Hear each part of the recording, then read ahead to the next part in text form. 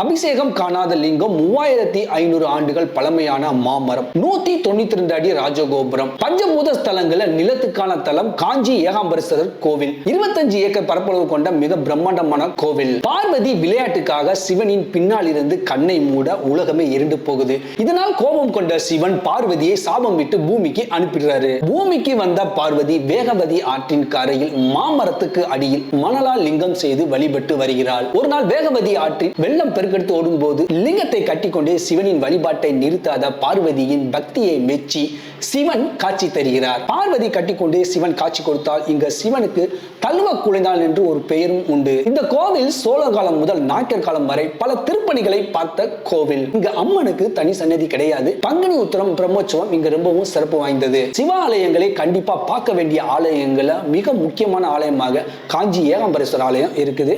கண்டிப்பா மிஸ் பண்ணாம போய் பாருங்க.